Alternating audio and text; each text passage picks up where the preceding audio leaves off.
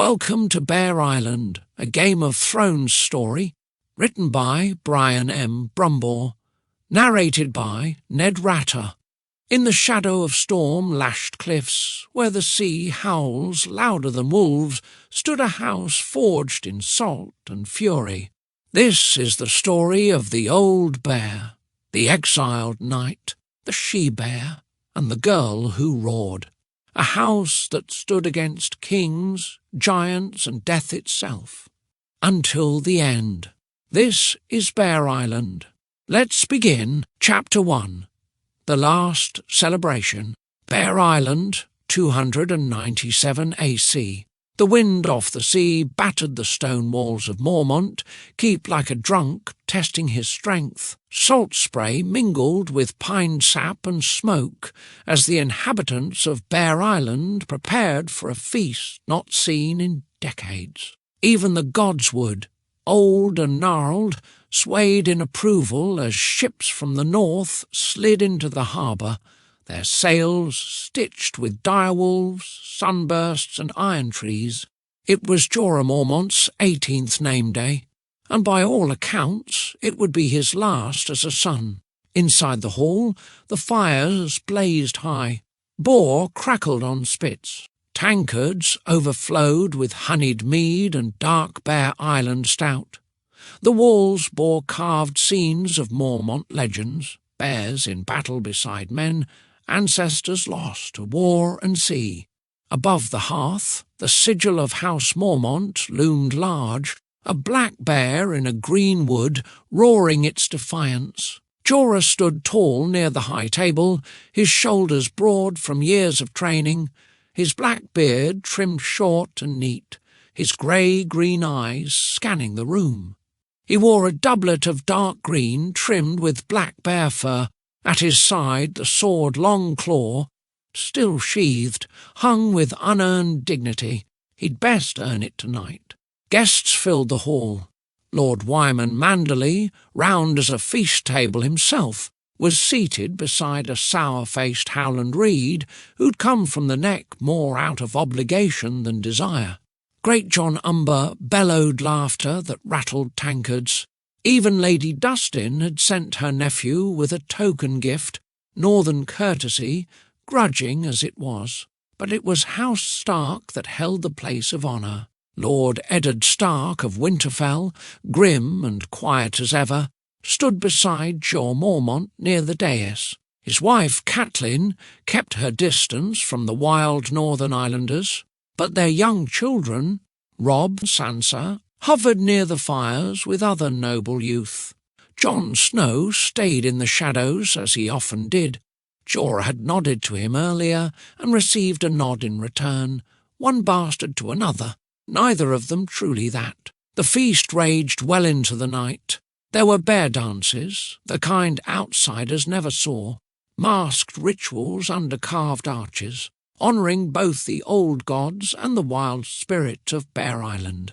There were sword bouts on the stone courtyard, where Dacey and Alysanne Mormont, daughters of Jeor's sister Maege, bested 2 Umber boys in single combat, then drank them under the table. When the meat was gone and the barrels ran dry, Jeor rose. The room fell into a hush. "My son," he said, his voice steady despite the ache in his joints, "is now a man grown. He's proven himself in the woods, on the water, and against blade. But leadership is more than swordplay. Jeor's grey beard caught the firelight like hoarfrost. It is knowing when to speak, when to stay silent, and when to step aside." Jorah glanced up, surprised. Jeor nodded to the assembled crowd. "Tonight I name Jorah Mormont, Lord of Bear Island. Tomorrow I leave for Castle Black." The room erupted. Robb Stark's mouth hung open. Ned's brows narrowed. Maege Mormont gave a single approving nod, and Jorah, he stood frozen, breath caught between pride and protest. Later, after the guests had been seen to their chambers or passed out in piles of fur, father and son sat alone on the balcony of the keep. The sea rolled black below. Jeor sipped from a horn of mead. I've grown tired, Jorah. Tired of watching the North forget what lies beyond the wall. The watch has grown soft. The wildlings stir. There are whispers of darker things in the far woods. Jorah was quiet. I can't fix the South, Jeor continued, but I can hold the line where it matters. That's what the Night's Watch needs now. Purpose. Blood of the first men. Mormont blood. He turned his pale eyes on Jorah.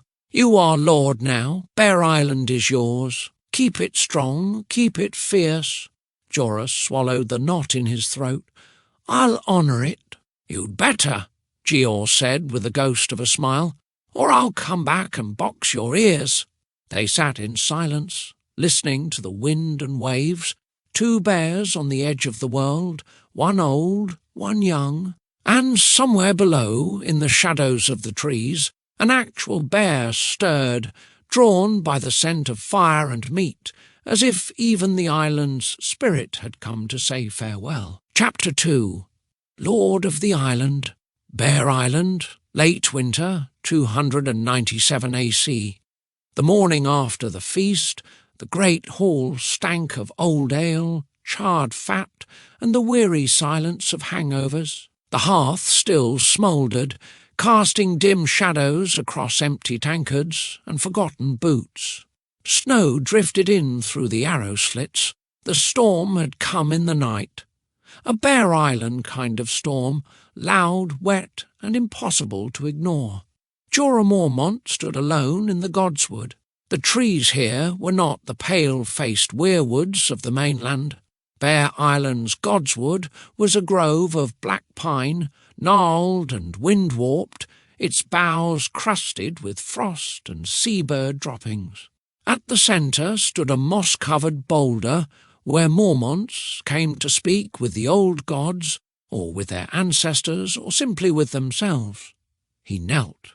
I'll not pretend I know what I'm doing, he murmured, hands clasped, but I'll not shame him. Or you. Behind him snow creaked. He turned to find Maege Mormont standing with arms crossed, a heavy bearskin thrown over one shoulder. Her dark hair was streaked with grey and braided down her back like a soldier's whip. You're up early for a new lord, she grunted. I couldn't sleep. Good. If you ever sleep well again, you're not doing it right. By midday, Jeor was gone. He had left without fanfare, slipping away with a handful of men on shaggy horses. No banners, no ceremony, just a quiet nod at the gate, and a single line left behind in a letter for his son, You are the blood of old Gorman. Make them remember. Jorah tucked the parchment into his doublet and went to work. His first test came that very week. A boat out of Flint's Finger drifted into the harbour half-wrecked. Storm damaged, mast cracked, and half the crew nursing wounds from a skirmish with reavers off Skagos. The captain, a barrel-chested man named Orlin, demanded food, mending, and 2 Mormont women to warm the bones. He got a black eye instead. Jorah, flanked by 2 Mormont warriors, descended the dock with the wind howling through his cloak. This is Bear Island, he said. Not Old Town. If it's women you want, row south. If it's steel, we'll be happy to provide. Orlin spat blood and left his anchor. The island bent slowly to Jorah's will. He hunted in the mornings, trained with the house guard in the afternoons, and held court in the keep's stone hall by torchlight. He listened to disputes over crab traps, border trees, and stolen chickens. He doled out punishments and sometimes apologies, and slowly the people stopped calling him the boy and started calling him my lord. But it wasn't just Bear Island watching. Messages began to arrive from the north. A raven from White Harbour brought a seal from Lord Wyman Manderley and praise for Jorah's handling of the Flint's Finger incident. A second raven came from Torrens Square, where Lady Barbary Dustin had apparently placed a small wager on Jorah's failure and lost. Then came the raven from Winterfell. Lord Eddard Stark had heard of his decisions, of his poise, of his bluntness, and he offered an invitation, a hunting summit in Wolfwood. Just men, spears, snow, and the quiet camaraderie of leaders. Jorah went. They shared fires beneath pine trees, tracked elk across the frozen river, and said little. But when Ned Stark clapped him on the shoulder and said, "Your father would be proud," it felt heavier than any sword. In the years that followed, Bear Island prospered. Jorah fortified the watchtowers along the eastern shore. He opened trade with the Glover ports. He restored the long dormant bear caves beneath the keep into working larders. And in the spring of 299 AC, he planted a single white weirwood sapling in the Godswood, imported from the mainland at great cost, despite the island's preference for pine. He told no one why, but Maege understood. "You want them to see you as more than your father's shadow," she said one night by the fire. Jorah drank deeply. "I want to cast one of my own." Chapter 3. The Rebellion. Bear Island, 299 AC. The Greyjoy Rebellion. The Raven came on the first clear morning in weeks. It arrived sopping wet, its wings tattered from the storm. Jorah unrolled the parchment with stiff fingers, still sore from training. The message was short, sealed with dark wax, and bearing the direwolf of Winterfell. Balon Greyjoy has crowned himself King of the Iron Islands. Pike is fortified. The Krakens raid our coast. War is upon us. The north marches. Bring your steel. Eddard Stark, Lord of Winterfell. There were no flourishes, no pleas, no grand speeches, just war. 3 days later, Bear Island's ships sailed. Jorah stood at the prow of the Sea Bear, wind lashing his cloak, his armour still marked from years of careful polish and little actual blood. At his back stood Maege and her daughters, Daisy with her axe across her back, Alysanne grinning like she'd been waiting for this her whole life. The Bear Island fleet was small, only 5 longships, but the oarsmen were lean, strong, and hungry for glory. The Mormont warriors wore boiled leather and mail, their faces streaked with pine ash. They did not sing. They sharpened blades in silence, each knowing the Ironborn would not wait for honour. The siege of Pike was already underway when they arrived. From the sea, the castle looked like it had burst from the cliffs themselves. Black stone towers perched on jagged rocks, chained together by narrow bridges that swung madly in the wind. The sea crashed below like a god caged in a pit. Smoke rose from burning ships. Flaming pitch streaked the sky. The Mormonts landed on the western shore, where King Robert's main host was massing. Siege towers, catapults, and ballistas lined the cliffs. Banners snapped in the salt wind, Baratheon stags, Stark direwolves, Arryn falcons. Jorah was waved to the command tent immediately. Inside stood Robert Baratheon, thick with war fat but fierce-eyed, and Lord Eddard Stark, cloak wet with sea mist. "Ah, the young bear." Robert clapped him on the back with enough force to rattle bones. "Thought we'd lost you to your father's books." Jorah bowed low. "The old bear keeps his watch. I keep his sword." Ned said nothing but nodded once. That night the orders were given. At first light they would storm the outer walls of Pike. The next morning was death. Jorah led the charge over the sea-slick rocks, Longclaw in hand. The Ironborn met them at the breach, dirty, wild-eyed men with reavers' axes and rusted armour. The first one Jorah killed fell with his face split like an apple. The second he parried and kicked into the surf. Arrows whistled, flames roared. Daisy Mormont fought like a storm on 2 legs, burying her axe in any man who stood too long. Alysanne lost part of her ear and didn't even notice until hours later. Then came the breach. A section of the outer curtain wall collapsed under Baratheon rams. With a shout, Jorah charged through it, one of the first men inside. He fought his way up a narrow stair, blood-soaked and breathless, until he found himself face to face with an Ironborn captain whose sigil marked him as kin to the Greyjoys. They fought in a ruined library, swords clanging off crumbling stone and shattered bookshelves. Jorah took a cut to the ribs. The Ironborn took Longclaw through the chest.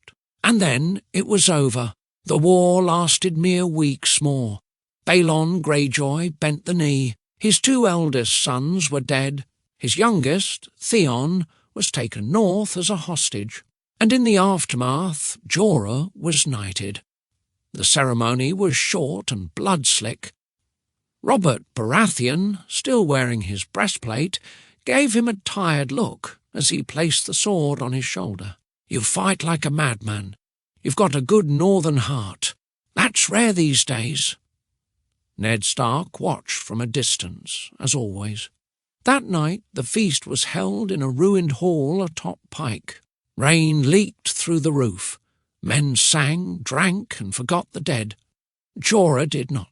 He stood at the edge of the sea, looking out toward Bear Island, where ravens would soon bring word the young bear had roared and the realm had listened. Chapter 4. A Marriage and a Decline. Bear Island, 300 to 302 AC. The days after the war had been too quiet. The clamour of steel on stone, the barked commands of battle, the hot blood and cold glory of the rebellion, all of it faded like smoke. Jorah Mormont had returned to Bear Island with a knighthood and the respect of the North, but none of it filled the silence. He walked the halls of Mormont, keep like a ghost in his own life. The warriors called him Sir now, but it felt hollow on their tongues. Maege still watched him with a bear's wary stare. Dacey clashed swords with the boys in the yard, fierce and tireless, while Alysanne took to trapping and hunting like it was war. The she-bear's daughters grew stronger by the day, and Jorah, despite his valour, felt rootless. The godswood didn't answer him. The sea offered no comfort. So when word reached him of a royal tourney in Lannisport, grand and golden, celebrating King Robert's peace, Jorah sharpened Longclaw and rode south. The south was different. Warmer, lusher, softer in ways that unsettled him. The streets of Lannisport swelled with colour and song. Gold lions roared on crimson banners. Musicians filled the air with reed and lute. Perfumed courtiers laughed behind jewelled veils. It smelled of cinnamon, citrus, and pride. Jorah was a northern blade in a southern feast, and he felt every bit of it. But he was no less a man. On the second day he rode in the melee. His armour was blackened steel trimmed in dull bear fur, not the silvered polish of the Reach or the gilded plate of the Westerlands. But it held, and it struck. He unseated 2 knights from the Vale and 1 from House Redwine, earning murmurs in the stands. And that's when he saw her. Lynesse Hightower, a daughter of Oldtown, niece to the Lord of the Citadel. Her gown was sea-foam silk, her hair braided in silver threads, her eyes, God's her eyes, blue like a clear morning over the frost. She clapped when he disarmed a man with a single twist of the wrist. Her laughter, light and elegant, cut through the roar of the crowd and lodged itself in his bones. That night he could not sleep. He sought her out at the banquet. It took courage, and wine, and another cup of courage.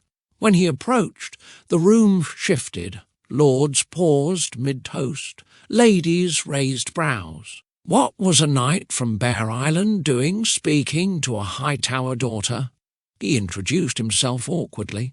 She laughed, not cruelly, genuinely.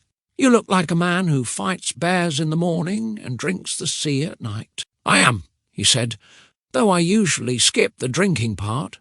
They spoke until the candles burned low. She asked him about the north, about Bear Island. He told her of pine forests and blizzards, of carved longboats and girls who fought as fiercely as their fathers. She smiled at that, but he saw the hesitation behind her eyes. They were married 3 weeks later. To this day, no one knows why she agreed. Some say it was love, quick, wild, and inconvenient. Others say she wanted out of an arranged match to a man twice her age. Maybe Jorah reminded her of some old tale from a summer book. Gritty northern knight with a grim past and a noble name. Whatever the reason, they wed in Old Town beneath the high tower. It was a lavish affair. Jorah wore silks for the first time in his life. Lyness wore a cloak of fine green velvet, sewn with silver threads in the pattern of a bear in a wood. When they arrived on Bear Island weeks later, the fog rolled in thick and wet. The northern sea clung to her southern gown, and the stone hall felt more tomb than home. Still, she smiled. She tried. Lyness made every effort in the beginning.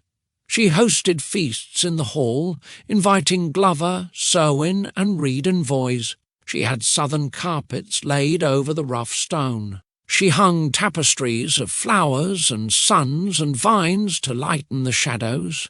The Bear Island women found her charming but delicate.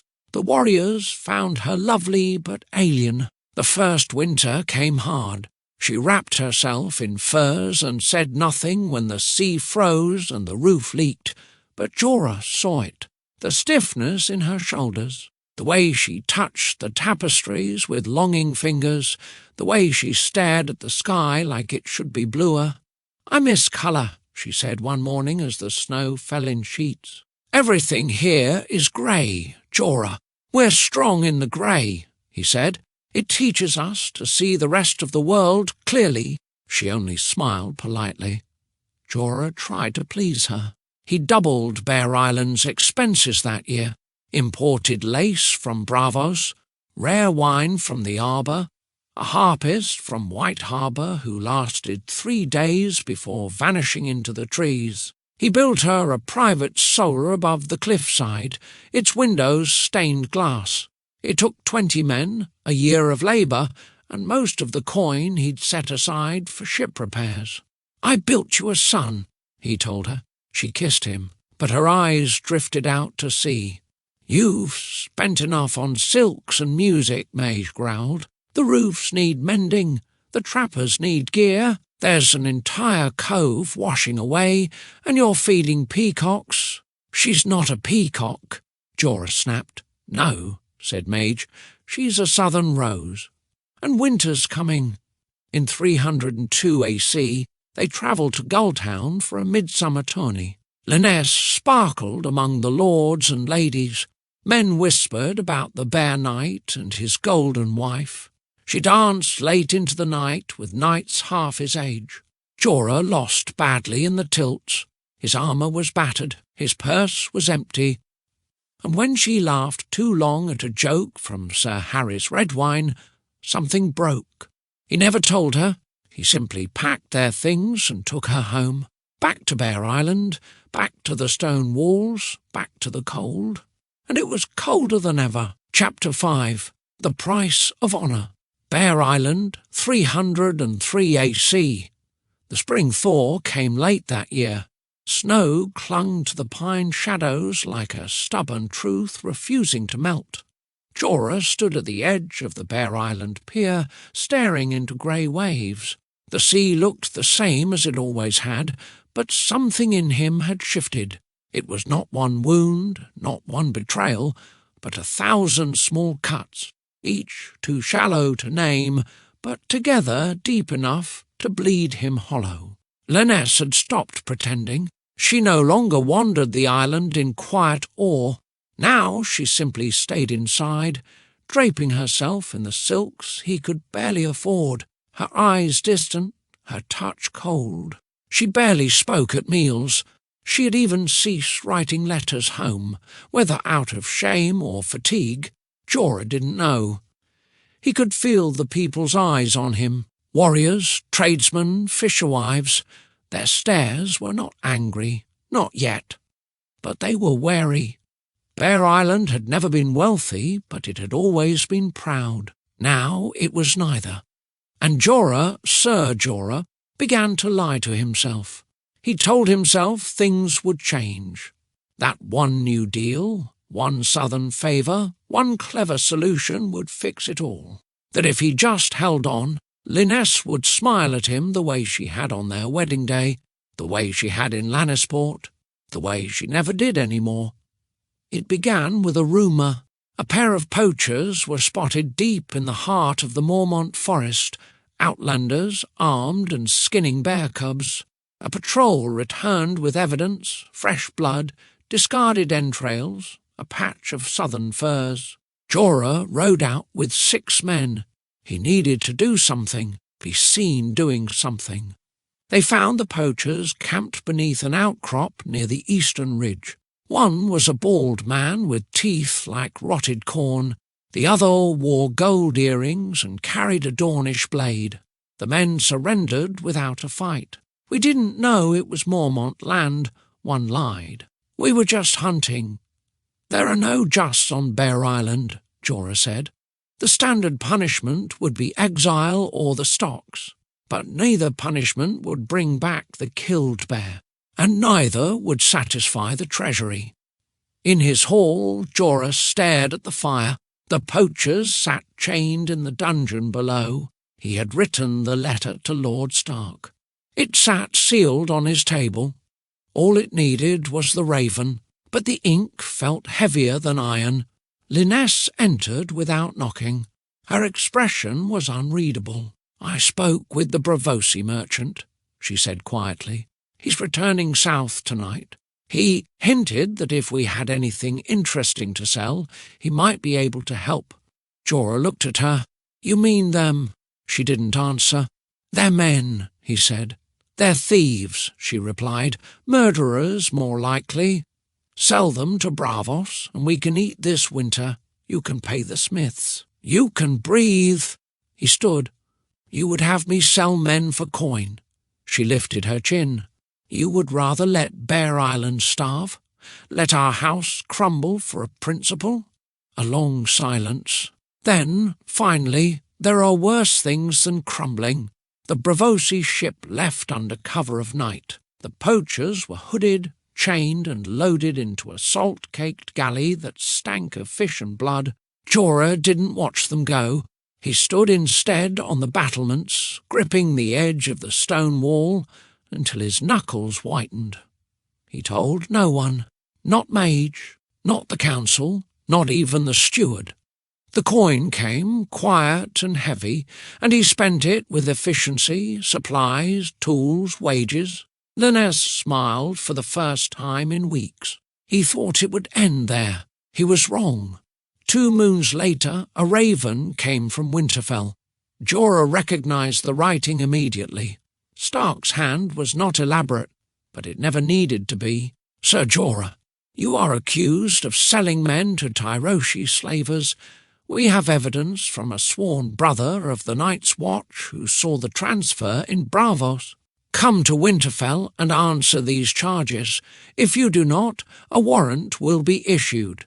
Ned Stark, Warden of the North." He sat with the letter in his lap for an hour. When he rose, it was without hesitation. He knew what had to be done. That night, Jorah took Lyness, mounted his best horse, and rode through the eastern pass. They didn't stop to say goodbyes. He left no message. Only Longclaw remained, laid across the seat of his father's empty chair. By dawn, they boarded a ship in White Harbour under false names. By the time the Raven arrived on Bear Island demanding his arrest, Sir Jorah Mormont was gone, exiled, dishonoured, hunted. Maege Mormont returned to the hall with Dacey at her side. She read Ned's letter, stared at the empty seat, and said only, "Then we take back what's ours." The she-bear's banner flew again, and Sir Jorah, Knight of Bear Island, vanished into the mist beyond the narrow sea. Chapter 6. The She-Bear Rises. Bear Island, 303 AC, after Jorah's exile. The hearth was still burning when Maege Mormont entered the great hall. It was just before dawn. Snow whispered in through the cracks beneath the doors, catching in the low light and settling like ash on the stone floor. No one had moved Longclaw from where it lay, sprawled like an accusation across the seat of the Lord. Maege approached it alone. The rest of the household lingered at the edges of the chamber, afraid to speak, unsure of what came next. Bear Island had no lords now. No king had declared a new title. The only sound was the slow creak of ice melting near the fire and the occasional rustle of a fur-lined cloak as someone shifted nervously. Maege stood before her brother's chair. She was short and wide-shouldered, with streaks of grey in her braided hair and thick scars on both forearms, souvenirs from skirmishes long forgotten. She looked down at Longclaw, the blade that had passed from Jeor to Jorah, from father to son, from honour to disgrace. She didn't touch it at first. She simply stared. When she finally picked it up, it was with both hands, like lifting a casket. Dacey stepped forward to take it. Maege held her daughter's eyes for a moment, measuring, weighing, and then handed her the sword. "Put it away," she said. Then louder and bored up the seat. No one asked if she meant Jeor's or Jorah's. Both were gone. It was never declared. Not officially. No horns sounded. No banners changed. But from that moment, Maege Mormont ruled Bear Island. The next weeks were wind and iron. Maege met with the steward first, demanding the ledgers. She reviewed every contract, every trade deal Jorah had signed in the last decade, and rejected half of them outright. The rest she rewrote with her own hand, short, sharp, and clear. "We are not a keep of minstrels and courtiers," she said to the council. "We do not need arbor gold or Bravosi lace. We need salt, steel, and boots that last through 2 winters. Dacey took command of the shield maidens and patrols, training them in tighter rotations. Alysanne mapped every trail in the woods from the cliffs to the caves. She knew where wildlings might land, where bears denned in winter, where a man could disappear and never be found. The castle guard was restructured. Half the staff in the kitchens and halls were reassigned to spear training. "A soldier can cook," Maege said. "A cook can't swing steel." She issued 2 public punishments in the first month, one for a man who'd stolen furs meant for orphans, another for a fishmonger hoarding salt. Both were flogged in the yard. Bear Island learned swiftly that kindness was not the same as mercy. In the evenings, Maege would sit in the godswood, her daughters at her side. Lyra and Jarell would curl up beside her like pups, while Dacey and Alysanne sparred nearby in the fading light. And always, little Lyanna sat beside her mother with wide, unblinking eyes. Maege rarely spoke during these hours. She listened to the wind in the branches, the creak of old bark, the distant crash of waves. Bear Island had a voice, if you knew how to hear it. She claimed it spoke through the cold. One night she looked down at Lyanna and said, "Do you know what makes us strong?" Lyanna shook her head. Maege tapped her chest. "It's not muscle, it's not swords, it's this, the will, the knowing, the refusing." By midwinter, the island was no longer licking its wounds. The warriors drilled with purpose again. The young trained daily. Maege opened the old boathouse and recommissioned 4 longships that had been rotting under tarps. She renamed them Fury, Endure, Mourn, and She-Bear.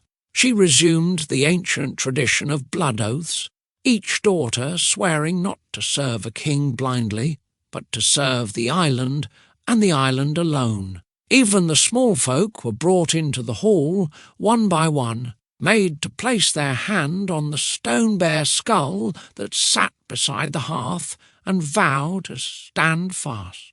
They did not do this in the south. The south had kings and crowns and courtiers, the north had wolves, but Bear Island had daughters. The Manderleys sent a raven that winter, asking for a formal negotiation of fish tariffs. Maege replied with a strip of bear hide and a single line, "We take what is ours, you get what we give."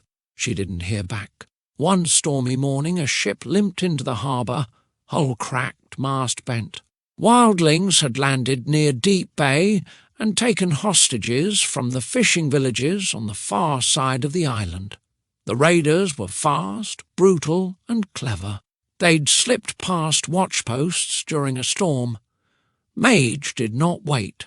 She gathered Dacey, Alysanne, 20 spears, and left before dusk. They marched through snowdrifts, crossed frozen rivers, and reached the cliffs under a starless sky.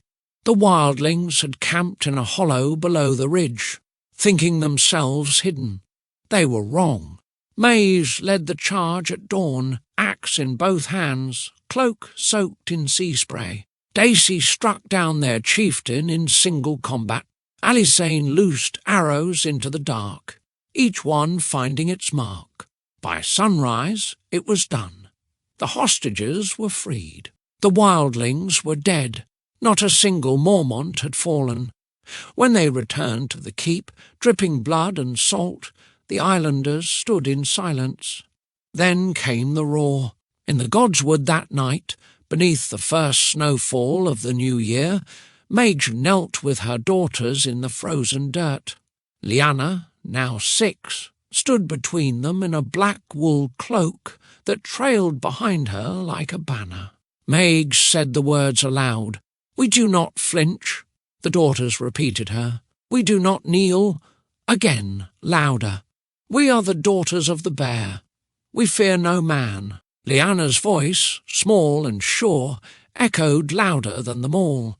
Maege rose and turned her face to the sky. Snow fell on her scarred brow, and for a moment the trees bent low in reverence. Chapter 7. The War of 5 Kings. The North, the Riverlands, and the South, or 298 to 300 AC. The raven came with blood on its feathers. It beat against the stone sill in the storm, a black speck against grey sky, its wings trembling from the flight over the sea. It wore the seal of Winterfell, wax cracked, stamped with the direwolf, and it did not wait to be invited. The servant who unrolled the parchment could not stop shaking. Maid Mormont read it once. Then again, she did not speak for a long time. Outside, the bare flags of the house snapped violently in the wind, as if they too had heard. When she finally turned to her daughters, her voice was like a drawn blade. "Robert Baratheon is dead. Lord Eddard has been taken prisoner. Joffrey wears the crown." A heavy silence fell over the hall. Then Dacey stepped forward. "And the North?" Maege's eyes didn't waver. "Robb Stark calls his banners." The next day Bear Island roared to life. The forge fires were stoked before dawn. Spears were counted, shields scrubbed, axes honed until the air itself stank of oil and iron. The longships, weathered things that had not crossed to the mainland in years, were re-rigged with fresh sails stitched from wool and fur. Children scurried through the courtyards with armfuls of arrows, while old warriors dusted off their boiled leathers and braided their greying hair. Maege oversaw it all from the keep, standing tall in a mail shirt that hadn't seen war since the Greyjoy Rebellion. She tied her hair back, sharpened her axe, and chose her words with care. "We do not fight for coin," she told her captains. "We do not fight for crowns, we fight for the Starks, "And if Robb fails?" one captain asked. "Then we fight anyway." By the second week of the month, Bear Island had committed nearly every able-bodied warrior to the cause. 50 shield maidens sailed with Maege herself. Dacey commanded another boat of archers and scouts. Alysanne, the quiet one, took the northern flank, a small fleet of hunters and trappers better suited to silence and snow than banners and fanfare. Before she left, Maege placed a hand on young Lyanna's shoulder. "You will stay. I want to fight," Lyanna said. "You will fight," Maege replied, "but not yet. Not with your hands. With your name." Lyanna didn't understand at the time, but she obeyed. She watched from the cliffs as the ships cut through the fog, sails taut, oars churning like teeth through the sea. The bare banners vanished into the grey, and with them her mother. The army that gathered at Moat Cailin was unlike anything Maege had ever seen.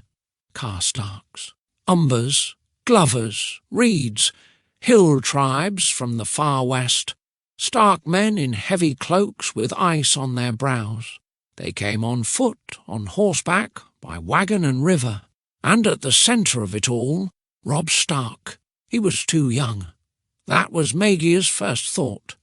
His chin barely bore stubble, his voice cracked when he barked orders. But his eyes had something else, something older, grief, perhaps, and a fury that had not yet learned how to speak. Maege watched him walk the camp in silence, never raising his voice, never asking twice. When he stood before his bannermen and demanded loyalty, it was not question, it was blood speaking to blood. "The South sees us as savages," he said, "as wolves howling in the snow, so let them hear us." Maege knelt before him then. So did the rest. The king in the north. They marched. Through the neck, through the bogs and blood-soaked trails of the Riverlands, down to the scorched fields outside River Run. Maege fought at the Battle of the Camps, where they broke the siege on River Run and sent Lannister men scrambling like rats. Dacey led a flanking charge through a dry creek bed and personally disarmed a knight of House Clegane. Alysanne vanished for 4 days and returned with the heads of 2 enemy scouts and their horses, one for her, one for her sister. Maege earned 12 wounds in those first 2 months. 1 arrow to the thigh, 1 cracked rib, 3 broken fingers from smashing a shield into a Frey's jaw. She never complained. "If your blade's dull, use the handle," she told a wounded bannerman. "If the handle breaks, use your teeth." Dacey rode ahead to the twins. She was chosen as one of Robb's honour guard. Her smile was the kind men remembered, feral, full of challenge. She toasted with the Freys, danced beside Robb's bannerman, laughed with Lady Walder. She even held Arya Stark's hand, guiding her into the hall as the music began. She was still laughing when the knives came out, when the doors slammed shut, when the minstrels drew crossbows, when Walder Frey raised his cup and said, "The North remembers nothing." Dacey didn't go down easy. She flipped the table, drove her dagger through a man's throat, grabbed a spear and held the corner of the hall alone while chaos erupted around her. Witnesses said she was screaming a name. They couldn't tell if it was Robb or Maege or Lyanna, but she died on her feet, blood to her knees. The news broke the north. It did not break Maege. She did not weep. She did not return. She took what men remained, Glover stragglers, broken umbers, the last of the hill folk, and vanished into the Riverlands. She became a ghost. They raided supply lines, poisoned wells, set fire to Lannister tents at night, ambushed patrols, freed prisoners. Maege's warband became legend. Women in the trees, wolves at their flanks, and a leader with silver in her braid and blood on her cheeks. She stopped wearing sigils. Her axe became her banner, and her only rule was, "We don't die easy." The end came quiet. A Lannister patrol caught them outside Duskendale, 30 knights and 5 times that in foot. Maege's force was down to a dozen. No one would have blamed her for fleeing. She didn't. She kissed her axe once, turned to her last remaining warriors and said, "If this is where we die, then make them remember it." They charged. They did not win, but they left 3 times their number in the dirt. Maege Mormont was found with a broken arm, 2 spear wounds, and a Lannister sergeant's throat still clenched between her teeth. On Bear Island, the news came in pieces. Dacey was dead, Maege had fallen, the daughters were gone, only one remained, Lyanna. She was 10 when she stepped into the hall, 10 when she looked up at the stone seat of her house, 10 when she pulled the great bearskin cloak from the rack and wore it like it had always belonged to her. She did not cry, she did not ask permission, she called the banners, and Bear Island, bereft, grieving, angry, rose with her. Chapter 8. The Girl Who Roared. Bear Island and the north, 300 to 303 AC. The hall was still. Snow drifted in through the narrow window slits, catching on the edges of the stone floor like lace. The hearth glowed low, embers more than flame now. Above the fire, the black bear of House Mormont loomed over the stone chair, cut deep into the wall like it had been born from the mountain itself. And in the silence she stood, Lyanna Mormont, 10 years old, small in frame, but her shadow stretched long across the room. She wore the great bearskin cloak now. It dwarfed her, the fur heavy on her shoulders, dragging just behind her boots. But she did not stumble beneath it. She stood like it had always belonged to her. Her voice, when it came, was clear and sharp as winter. "I am Lyanna of House Mormont. I am the daughter of Maege, the granddaughter of the old bear. My mother died for the north. My sisters bled for it. I will not stay silent while the wolves whimper." Her bannermen, those few who had returned, exchanged uneasy glances. Many were older than her by decades, grizzled warriors with cracked hands and worn shields. But not one of them dared to interrupt.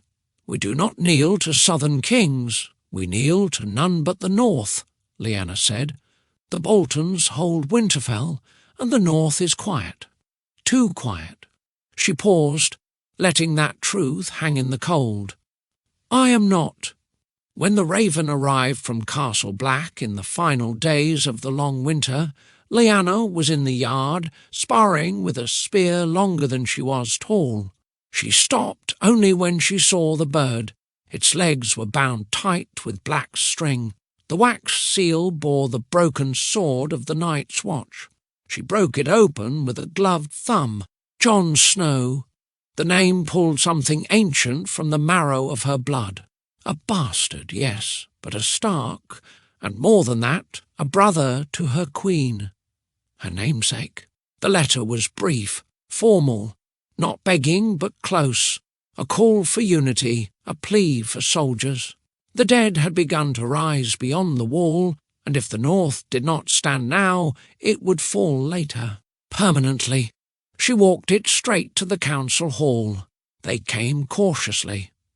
The lords had grown used to ruling alone, Karstarks who bent knee to no one, Glovers who buried their dead and built walls around their keeps, houses that had suffered too many betrayals and too little recompense. Lyanna greeted them from her chair like a storm behind a child's face. "We lost a king, we lost our pride, now we lose time," she told them. Some scoffed, some bit their tongues. One lord, a minor Glover cousin, rose and said, "What can a girl do against the Night King?" Lyanna's answer was a look that could break stone. Everything. Bear Island did not have thousands to offer. The old houses of the south could raise armies with banners and drums, but Bear Island gave what it had. 62 warriors. That was the count, all sworn. all willing. Lyanna stood before them as they prepared to leave. "You do not march for banners," she said. "You do not march for gold. You march for the living, for the memory of my mother, for Daisy, for the old bear, for the honour we do not sell and the name they will never forget." The oldest among them bowed. The youngest, a boy not yet 15, stood tallest of all. She met Jon Snow in a keep-outside deep wood motte. He was taller than she expected. Older. The bastard son of Winterfell wore the black well, his face as tired as his words were careful. But Lyanna didn't need caution. She needed conviction. "You asked for our swords," she said. "They are yours. But let me be clear, Lord Snow, I did not come to bend the knee. I came to win." Jon didn't smile. He simply nodded. "You sound like your mother," he said. "No," Lyanna replied. "She sounded like me." When the march south began, Lyanna rode near the front, not behind, not cushioned by guards, but in the thick of the snow, the clatter, the smell of fear masked behind steel. They rode to Winterfell, to take it back, to take everything back. The Boltons had desecrated the heart of the north. They had burned the weirwoods, torn the crypts, made sport of wolves. Lyanna saw the flayed man banner from a hilltop and did not flinch. She looked to her men and said, "We do not die here." They do. In the moments before the battle, she found Jon standing alone, overlooking the plain where the lines had formed. "They'll underestimate us," he said. "They always do," she answered. "And they always regret it." He looked at her then, not as a child, not as a noble's daughter, as an equal. "Do you believe in what we're doing?" he asked. Lyanna glanced toward the storm clouds gathering over Winterfell. "I don't believe," she said. "I know." She did not ride into battle. She stood behind the command line, issuing orders, counting banners, watching the field like a hawk. She sent replacements before Jon asked. She knew when to hold the archers, when to release them, when to tighten the shield line. Her voice cut through the chaos like the bite of a cold wind. And when the gates of Winterfell finally cracked under the weight of northern steel, she was the first to walk inside. Not as a conqueror, as a Mormont. The battle was over, the North had won, but winter was still here, and the dead were still coming. They gathered in the great hall of Winterfell days later, Jon, Davos, Sansa, and the Northern Lords. And it was Lyanna who spoke first. "You crowned a bastard. You questioned a girl. You bent to fear and forgot your name. But House Mormont remembered. I remembered. No one spoke after that. They only listened." Chapter 9. The Battle of Winterfell. Winterfell, the long night, 305 AC. The night was not silent, it screamed. The winds came first, howling down from the frozen fields, stirring the dead leaves that clung stubbornly to the godswood trees. Then the drums, low, slow, thunderous beats from the unsullied line, and then nothing. No song, no birds, just the dark. From the ramparts of Winterfell, Lyanna Mormont watched the flickering torches below. The trench glowed faintly beyond the walls, the air dancing with embers and smoke. Her 62 were long gone now. Of the Bear Island soldiers who had followed her south, barely a dozen remained. The rest had been buried in snow or flame. She stood atop the battlements, too short to see over the edge without stepping up onto a crate. So she stepped, fearless, proud, alone. She wore her mother's armour now, sized down and reforged, but the same in every way that mattered. Steel, leather, bare sigil across her chestplate. Her black hair was braided tight behind her head. Her dragonglass dagger strapped to her side. Below, the dead waited, and among them somewhere was her uncle. Jorah Mormont had arrived not long before sundown, his armour still scorched from dragonstone, his expression shadowed. When he walked into the hall and saw her, truly saw her for the first time in 10 years, he dropped to one knee. "Lyanna," he said, voice raw. She studied him, this man who had been a name for so long, a shame in the corners of every conversation, the knight who had sold men for coin, the exile, the ghost. "You are no lord of Bear Island," she said. "No," he agreed, "nor do I claim to be." She hesitated, then extended her hand. "But you are a Mormont." He took it, and in that moment the house was whole again, if only for a night. The war council had dissolved by nightfall. Daenerys stood with Jon atop the battlements, their breath fogging in the bitter air. Bran had been wheeled beneath the weirwood. Arya vanished into the shadows with her twin blades, and the hound drank beside the fire, muttering about doom and darkness. But Jorah found Lyanna, not in the war room, not in the chapel, but at the crypts. She stood before Maege's empty tomb. There had been no body to bury. He didn't speak at first. When he did, it was soft. "You remind me of her." "I'm not my mother," Lyanna said. "She died fighting for a king who lost his crown and his head." "She died a warrior," he said. "She died too early." A long silence. "I don't want to die," she finally whispered. "Neither do I," he replied. "But I'll die for her." Lyanna looked up. "For Daenerys? For you?" When the battle began, it began without warning. The Dothraki charged into the night, their blades lit like starlight, and one by one the lights were snuffed out. Lyanna stood with the defenders near the gates, not at the rear, not in safety. The gate had to be held, and she, the last of her line, would hold it. The dead slammed into the walls like a flood. The trenches lit, barely. Fire streaked across the oil, creating a moment's reprieve. But it wasn't enough. They climbed anyway. Burned and screaming, they climbed. Lyanna drew her dagger and shouted over the clash, "Hold the line! Hold it for the north!" A wight lunged for her, head twisted, mouth full of broken teeth, and she rammed the dragonglass through its eye. Another came, then another. She didn't count. She only fought. The giant came at the worst moment. One of the last of its kind, its eyes burned blue, its roars shook the walls. It ploughed through the trench like it wasn't there, scattering fire and bone like dust. The gate shuddered, then cracked, then shattered. Men screamed. Some fled. Others stood frozen. Lyanna ran toward it. She dodged falling timber, wove through splinters and smoke, and when the giant stormed through the wreckage, she didn't run. She screamed, a roar that sounded more beast than girl. The giant batted her aside like a doll. She flew through the air, hit the stones hard and did not rise. Not right away. The pain was everywhere. Her ribs felt broken, her vision swam, blood filled her mouth. She pushed herself to her knees. The giant reached for the men behind her. She rose.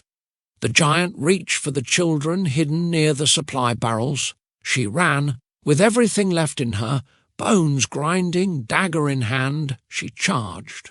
The giant grabbed her, lifted her into the air. Her spine cracked.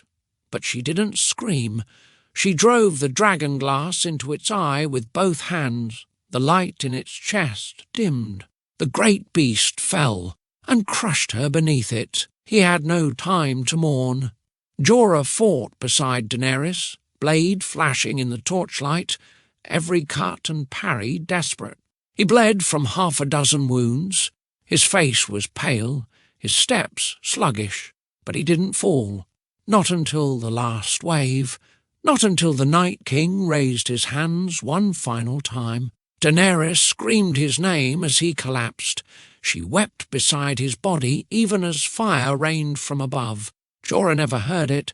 His last thought was of a bear on an island, his father's voice, his mother's hands, his niece's eyes, and of peace. At dawn the fires still burned. Winterfell had not fallen, but it had been broken. Jon found her beneath the giant. It took 5 men to move the corpse. They pulled her free gently, cradled like a child. She was cold, but her eyes were open. Sansa wept as she placed the stark pin on Lyanna's cloak. "She was the bravest of us," Jon said. "The truest North," Davos whispered. "The flames took her that night, not with ceremony, but with silence. And when the fire reached her chest, the wind howled louder, as if the island itself was mourning." Chapter 10. The Extinction of the Bear. Bear Island, Westeros, 306 AC. The sea never stopped roaring. Even after the war ended, even after the dead were ash and the kings were crowned, the waves continued to beat against Bear Island's black cliffs like a heart refusing to die. But the castle above no longer answered. There were no horns, no warriors, no daughters. The last bear had fallen. Word travelled slowly in the months after the long night. The world had been broken, its wounds still open and weeping. Roads once trodden by banners and brothers in arms now lay choked with twisted corpses, shattered carts, and the bones of the dead, some silent, others still twitching beneath scorched snowdrifts.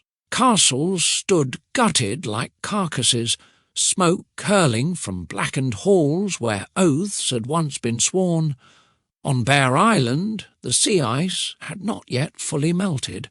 Spring was a promise spoken in hushed tones, but never truly believed. The islanders fished in silence. They reforged their nets. They mended their thatch and their grief. But no new lord or lady sat the high seat of House Mormont. Then came the raven. It arrived at dawn, its feathers ragged and its eyes hollow from the journey. It bore a seal pressed in wax, nearly snapped in half by the cold. A direwolf cracked through the centre, the mark of Winterfell. The bird circled once above the keep, then dove toward the rookery, its cause hoarse and broken, as if even it mourned what it carried.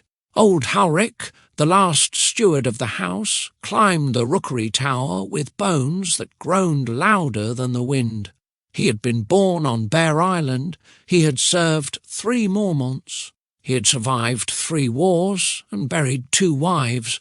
But something in his gut turned when he saw the bird. He knew before his fingers touched the wax. He broke the seal with shaking hands and unrolled the parchment beside the brazier. His eyes scanned the message once, twice, a third time, searching for anything, any hint of error, any fragment of hope. Lady Lyanna Mormont fell in battle against the dead.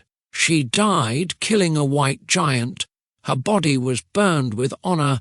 Jon Snow, king in the north. The brazier hissed as a snowflake landed in the coals. Howrick stood motionless, the letter dangling from his fingers like a broken banner in the wind. He did not cry, not at first. Instead, he turned from the warmth of the fire and descended the winding steps, slowly, deliberately, past the empty throne room, past the long hall where Mormont's swords once lined the walls. All had been taken to war. Few had returned. The crypt door groaned open. Torch in hand, Howrick descended into the earth, the air growing colder with each step. The statues met him in silence, stone-faced women clad in bear pelts and carved steel, their hands resting on hilts worn smooth by time. Dacey, Maege, Jeor, the matriarchs of a proud house. Howrick walked to the end, to the space left bare for Lyanna. There was no statue, no carving, just stone. He knelt slowly, bones popping like old joints long forgotten by battle. He lit a candle and placed it on the bare pedestal, its flame flickering like a heartbeat in the dark. "I should have died before her," he whispered, voice thick and low. He sat there for hours, perhaps days, listening, hoping, waiting for a voice from the stone, for the echo of command from a child too brave for the world she'd inherited. But none came. Only the waves answered, crashing endlessly beyond the stone walls above. Outside, Bear Island slept. No banners flew, no horn sounded, no children played in the yard. The forge had long gone cold, and beneath the keep, in the silence of the crypt, the last loyal servant of House Mormont kept his vigil until the candle burned down, and the bear slept too.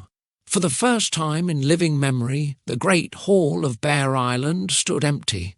Not quiet, empty. Gone was the crackling of the hearth, where warriors once drank, sang, and toasted battles survived and kin remembered. The massive logs, hewn from island pine and stacked high beneath the stone chimney, had long since rotted in their rack. The ashes beneath the hearth were cold, scattered with mouse bones and old soot. No stew simmered in the iron pot. No bear-cloaked sentinels stood by the door.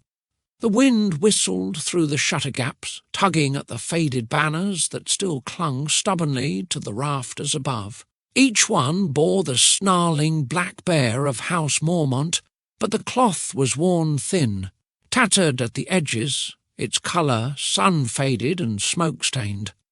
They hung limp, like old ghosts, unwilling to let go. The yard was worse, where once the clang of steel echoed daily, daughters training with blunted blades, archers loosing arrows into straw, commanders barking orders.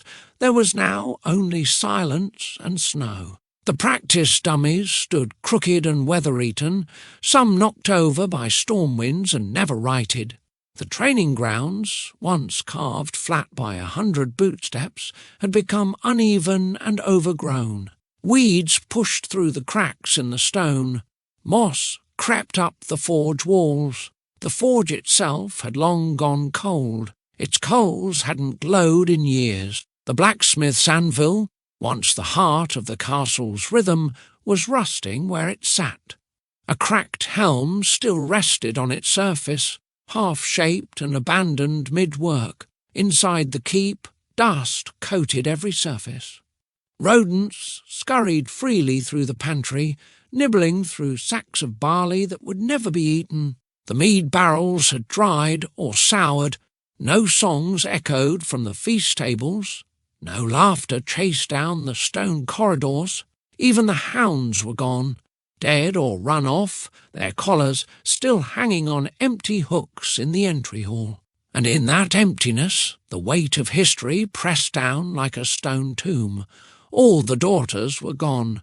Jeor, the old bear, who set aside his seat and title not for comfort or retreat, but for duty. He traded his castle for a black cloak and a frostbitten post at the wall, believing the realm's safety lay not in banners, but in vigilance. Jorah, his son, who failed to live up to the name, knighted for his valour at pike, praised by King Robert himself, only to fall into disgrace. Greed and desperation made him a slaver. Shame drove him across the sea. He died a world away, defending a foreign queen with a sword too late to redeem him. Maege, the she-bear, Jeor's sister, and fierce to her last breath. She answered Robb Stark's call without hesitation, leading her daughters to war as if they were shield maidens of old. She never came home, nor did 3 of the daughters who rode with her. Dacey, bold and beautiful, fell at the red wedding, cut down in a hall of false peace. Alysanne, known as the Axe, vanished in the riverlands, her blood soaking soil that would never remember her name. Lyra and Jorah, seen last under banners burning red and gold, never seen again. And then there was Lyanna, the last flame, 10 years old, voice like flint, spine like oak. She ruled as if born to it, though she could barely fill her mother's armour. When the North called, she did not hesitate. She rode to Winterfell with fewer men than most lords took for hunting parties, and still stood among giants. And when the dead came, so did she. It was said she stared down a giant white, alone, wounded, dying, and yet she killed it with her final breath, a dagger of dragonglass driven through its cursed eye. She roared as it crushed her, a girl in name, a bear in truth. There were no heirs, no noble cousins left to claim the seat, no bastard blood bold enough to rise. The line of House Mormont had ended not with a whimper, but with a roar drowned by snow. The great chairs of the dining hall sat untouched. The carved family tree in the solar remained unfinished. The nursery, stripped of laughter, held only shadows and a single broken toy sword carved from driftwood. Bear Island remained as it always had, unyielding, isolated, proud. But the heart of it, the blood of it, was gone.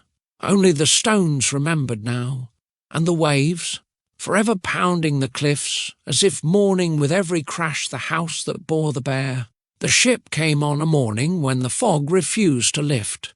It slipped through the mist like a ghost, sails lowered, its hull creaking softly with every icy wave. No banners flew from its mast, no horns called out, just the whisper of wood against sea and the sigh of wind over dark water. The journey had been long, slow, and silent. Not a voyage of conquest, a pilgrimage. Jon Snow stood alone at the bow. He wore no crown, no armour, no cloak of state. His furs were plain, soaked from sea spray, darkened by the weight of mourning. A sword hung heavy at his hip, not Longclaw, but an older blade, one seldom drawn. Over his shoulder, cradled like an offering, he carried a bearskin bundle bound tight with a strip of black leather. There were no guards, no shield-bearers, not even Ghost at his side, only him, and what remained of House Mormont. The longboat rowed ashore with only 2 oarsmen. They did not speak.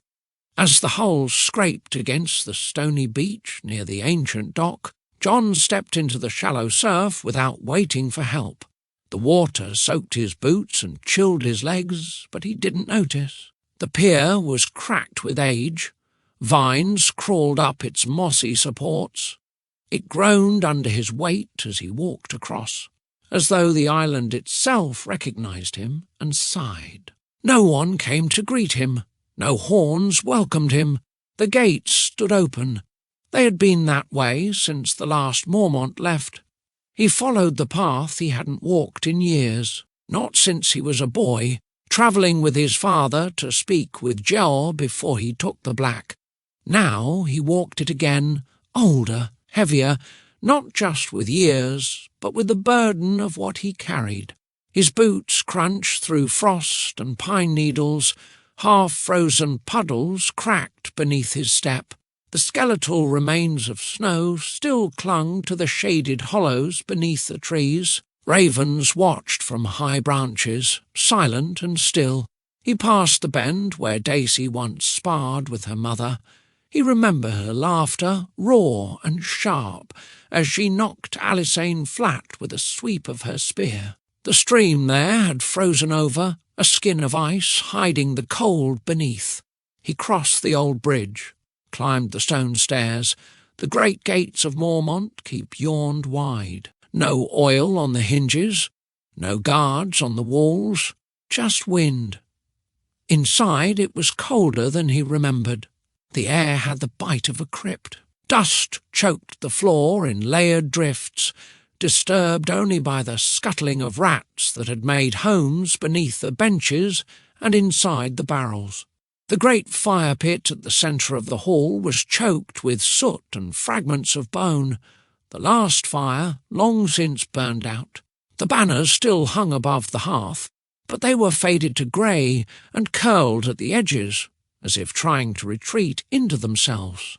Jon walked with slow steps, his boots stirring echoes with every stride. He stopped before the great table at the heart of the hall. It was carved from bare wood, old and scarred from centuries of feasts, war councils, and decisions that had shaped the North in ways no one remembered. He laid the bundle down. The leather binding came undone with a flick of his fingers. His hands trembled as he peeled the layers back, revealing the last remnants of a vanished house. A broken sword hilt, wrapped in old cloth.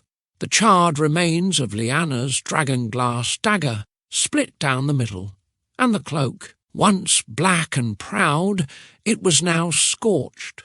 Its fur burned in places, the hem stained dark with dried blood. But still it held the scent of pine, smoke and salt, the scent of Bear Island, of war, of her. Jon stared at it. He did not sit. He did not speak. He only stood there, hands resting on the bundle like it might vanish if he let go. The high seat of House Mormont sat above him, carved from stone, shaped like a roaring bear. Empty. How many had sat there? Jeor, Maege, Lyanna, legs too short to reach the floor but voice loud enough to shake the walls. They were gone now, all of them. Jon's knees buckled, but he did not fall. He lowered himself to the floor, not in reverence, but because his legs could no longer carry the weight. The sword, the cloak, the name. He placed a hand gently on the fur and wept. Not the sharp, sudden grief of battle, not the tears of fear or exhaustion. These were slow, quiet tears. For the girl who had never bent, for the house that had given everything, for a family not his, but closer than blood. The wind howled through the rafters. The flames stayed cold, and the king in the north, without a crown, without a kingdom, knelt before the memory of a house that had stood longer than most kings ever did. He stayed there until the sun went down, and long after. The fires in the Red Keep's grand library had burned low that morning. Outside, a chill wind blew off the Blackwater Bay, rattling the coloured glass panes and stirring the hanging lamps just enough to make them creak. It was the kind of cold that sank into the joints, into the spine, especially for those who carried too many memories in their bones. Samwell Tarly sat hunched over the great oak desk, his robes gathered thick around his shoulders. His fingers were ink-stained, trembling slightly as they turned the worn pages of the lineages and histories of the great houses of Westeros. He had updated 3 chapters already that day: new marriages, new heirs, quiet deaths in distant provinces. The business of legacy, cold and methodical. But then he came to Bear Island. He stopped. For a long time he did not turn the page. The seal of House Mormont sat at the top of the parchment, faded green ink in the shape of a bear rearing on hind legs. It had always made him smile once. The image of fierce little Lyanna, 10 years old, spitting fire and loyalty in equal measure, flashed behind his eyes. He remembered her voice in the war council at Winterfell, ringing louder than lords 4 times her age. Remembered her standing straight, unflinching, beside soldiers preparing for the dead. But the page beneath her house's crest was nearly bare now. Only a few names remained, a list of daughters and nieces, all of them gone. Jeor had died on the wall. Jorah had died in fire, Maege in war. The rest, Daisy, Lyra, Alysain, Cherelle, lost in battle or never seen again. No children, no heirs, and Lyanna. Brave, impossible Lyanna. Her name was the last. No others had followed. Sam closed his eyes. He could still feel her presence in Winterfell's halls, could hear her scolding lords, could see her slight frame holding a sword far too large for her shoulders. She had spoken of duty without hesitation, of death without fear, and she had died as she lived, defiant. He sighed deeply and dipped his quill into the inkwell. The parchment before him seemed to resist, as if the page itself knew what was coming. But Sam pressed forward, as he always had, as he must. His hand shook slightly, but the line he drew was clean and deliberate, right through the name House Mormont of Bear Island. He held the quill still afterward, hovering over the empty white space. What was there to say? What could ever be enough? He finally wrote 3 words beneath the crossed-out name, each letter slow and purposeful, extinct, but never forgotten. He stared at the words for a long time. Then, beneath them, in smaller script, he added, "A house of strength, a line of daughters truer than steel. May their memory outlive crowns." A drop of ink fell beside the words, or perhaps it wasn't ink.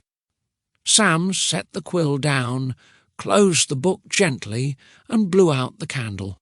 Outside, a raven called in the distance. And somewhere beyond the waves and the wild, where snow still touched the pines and old stones whispered of warriors lost, Bear Island slept, empty but remembered. After the ash had settled in the ruins of King's Landing and the Iron Throne melted beneath a dragon's breath, Westeros crowned a broken king. Bran the Broken took the crown not out of conquest but consequence, a ruler chosen not for ambition but for his survival. Amid the chaos, Jon Snow vanished from the halls of power, stripped of titles, cast once more to the wall. But he didn't go north immediately. There was one place he had to visit, one goodbye he had not yet spoken: Bear Island. The sea battered the northern cliffs with relentless fury, wind screaming like a wounded beast against the jagged stone. The trees, twisted and stunted by generations of hard wind, leaned away from the coastline like they too feared what the ocean might bring. Jon stood alone at the island's edge, his black cloak snapping like a torn flag behind him. Ghost waited down the hill, pacing just beyond sight, unwilling to intrude. Jon had climbed the craggy trail with slow purpose, each step echoing with memory. The sky was grey and cruel above, the scent of salt and pine thick in the air. The waves below thundered like distant drums of war.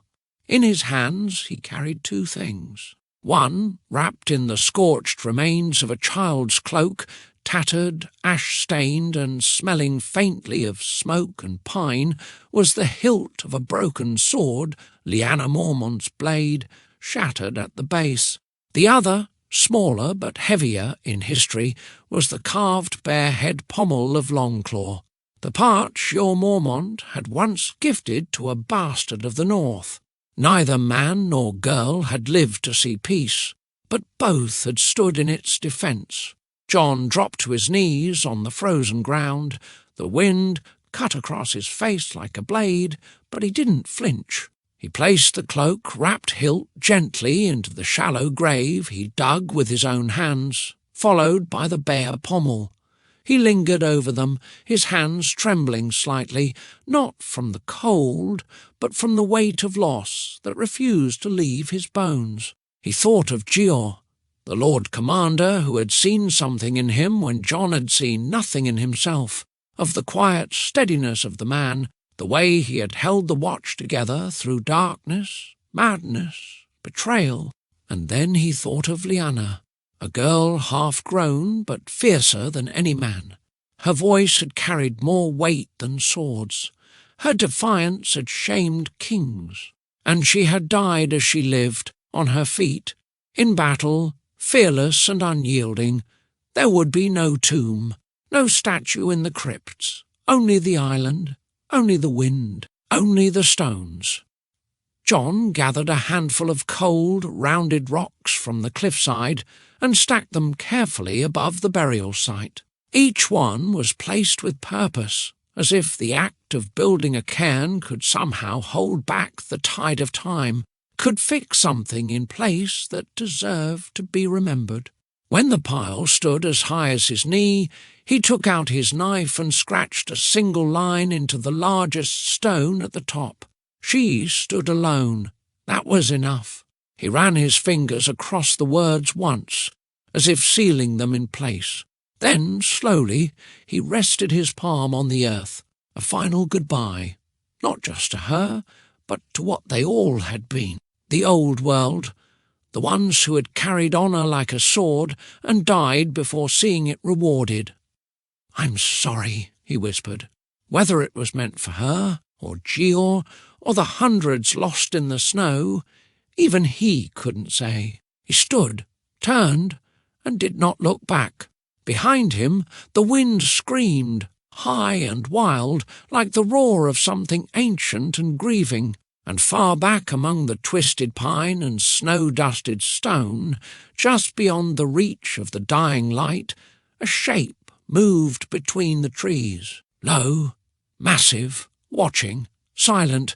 Some say it was just the wind.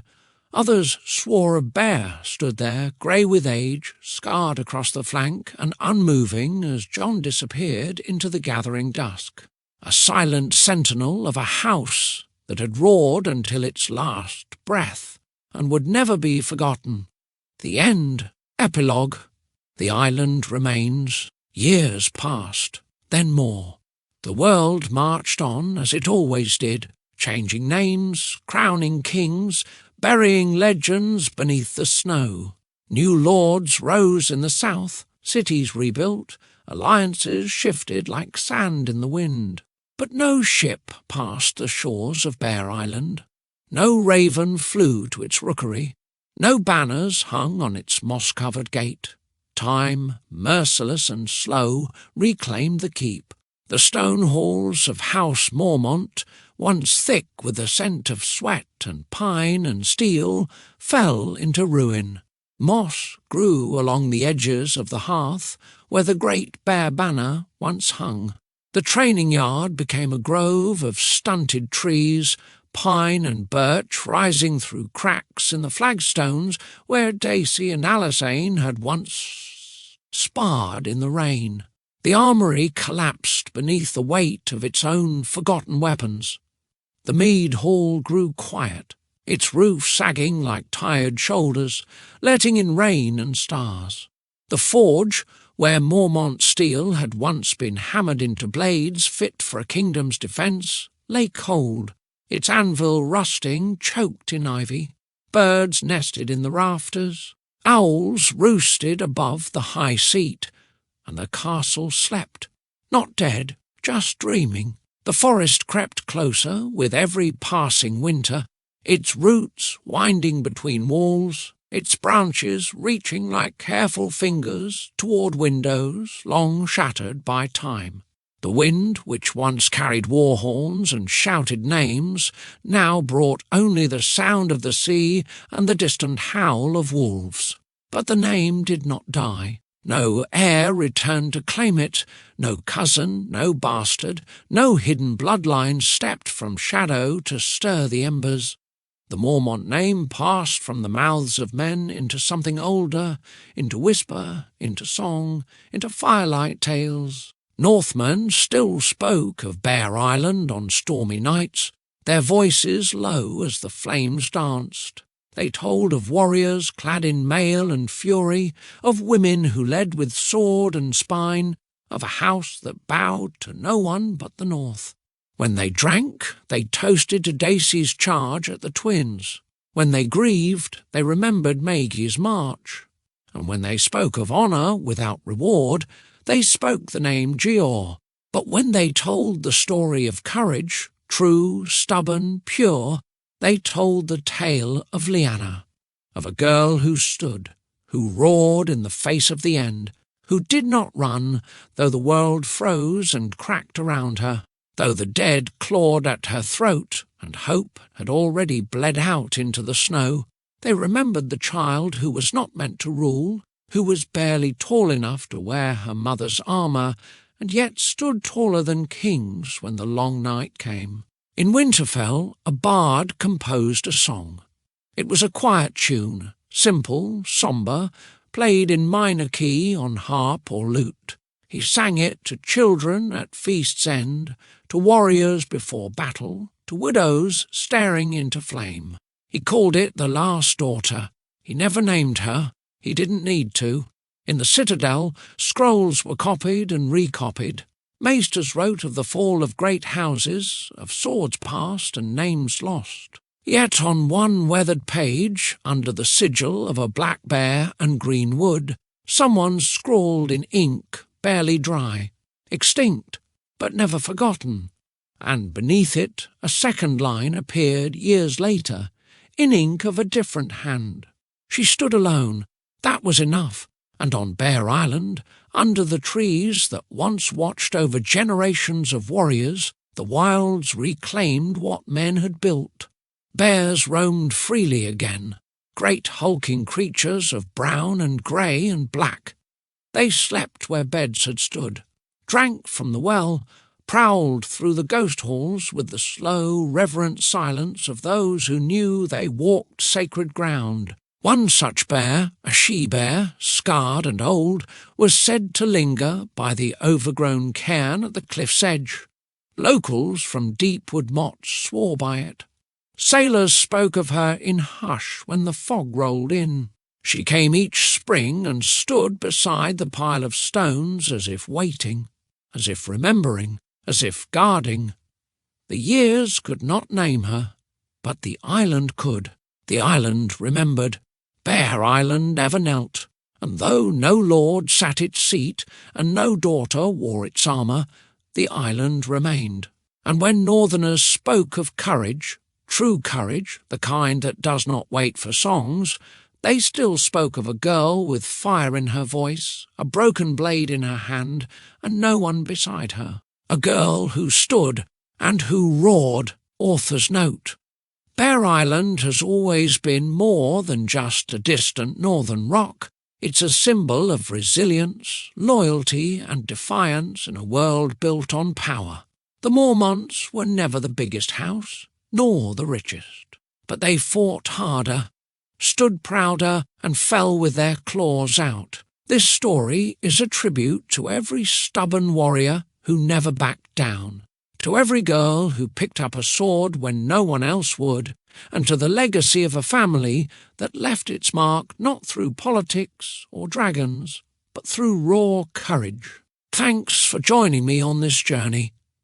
Brian M. Brumbaugh.